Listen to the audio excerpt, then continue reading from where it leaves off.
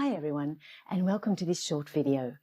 Today we're going to talk about how to write a reference for a chapter in a book using APA 7 style. As you might know, in APA 7 style, ebooks are treated the same as print books. And to create your reference entry correctly, you'll need the following elements. You'll need to know the author or authors of the chapter, the year of publication, the title of the chapter, the name or names of the editors, the title of the whole book, any edition information, the page range of the chapter, the publisher name, and any applicable DOI or URL. Notice that the publisher location is not included in APA 7 style. So let's take a look at what a reference entry for a chapter in a book looks like in APA 7 style. So here's an example of the basic format that we use for referencing a chapter in a book. You can see that the first element is the chapter author names. Note that the names are inverted so that the last name comes first, followed by a comma, and then the initials. Notice that there's a space between the initials, and these are punctuated with a full stop. But you'll notice that after the first author's initial, we have a full stop and a comma before the ampersand. The next element is the year of publication, and this is contained in round brackets and punctuated with a full stop. Next, we have the title of the chapter. Notice that the title is in normal font. It's not italicized, and it's in sentence case, which means that only the first letter of the first word is capitalized. And then the chapter name ends with a full stop. Now, the next element is the names of the editors. Here, we write the word in, followed by the editor names. Notice that the editor names are not inverted, so the editor's initials come before their last name. The editor name is followed by an abbreviation of the word editors, which we can see has a capitalized E and a lowercase ds. And this information is punctuated with a full stop and contained within round brackets. After the editor information, we then have a comma before the title of the whole book, which we can see is in italics. Now, after the title, in round brackets, we have any edition information as well as the page range of the chapter. You can see that the edition information and the page range is separated by a comma and that the page range is denoted by a double P. The next element is the name of the publisher, followed by a full stop. And this is followed by any applicable DOI or URL.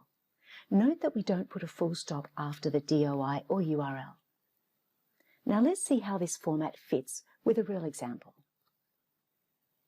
So here's an example of an actual book. You can see that the chapter author names are inverted and that the initials are punctuated with a full stop. Notice there's a comma separating the first author's initial from the ampersand. The next element is the year of publication, and this is contained in round brackets and punctuated with a full stop. Next, we have the title of the chapter, and as you can see, it's in normal font and in sentence case, and ends with a full stop. Now, the next element is the name of the editor, and we can see that the editor's initial comes before the last name, along with the word in, which is capitalized. The editor name is followed by an abbreviation of the word editor, which we can see has a capitalized E, a lowercase d, and a full stop. This information is contained within round brackets and is followed immediately by a comma. So next we have the title of the whole book, which we can see is in italics, and the page range, which is contained in round brackets. The last element is the name of the publisher, followed by a full stop. We would include a DOI here if one was available. So this work is from an academic research database, so we can end the reference after the publisher name. We don't include the publisher location. But if we were referencing a book that did not have a DOI and was not from an academic research database, then we would include a URL here. Now here's an example of the format for referencing a chapter in a book in another edition.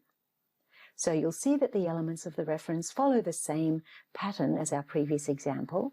The first element is the chapter author name and initials. This is then followed by the title of the chapter. And then the next element is the names of the editors. See again that the editor's initials precede their last name, along with the word in, which is capitalized. The editor names are then followed by EDS in brackets, and a comma is placed immediately after the abbreviation. Then we have the title of the whole book in italics. Now here is where we add any relevant edition information. This book is in its 4th edition, so we would include this information along with the page range in round brackets. So we've used the abbreviated form of 4th edition, which is followed by a full stop and a comma, and we've used double P to denote page range. The last element is the name of the publisher. So remember that when you're constructing your reference list, the heading references should be in the center and it should be bold. Your entries should be in alphabetical order based on the author names, and your entries should be double-spaced without any extra spacing in between them. Also, make sure you have a hanging indent for each reference entry. Finally, make sure that all the works that you cite in your text are included in your reference list at the end of your document. So now you know how to reference a chapter in a book in APA 7 style. If you want to know more about referencing, have a look at SCU's online referencing guides. You can find a link to these guides on the library's homepage. Or you could ask your friendly librarian or one of the Learning Experience team who would be happy to help you.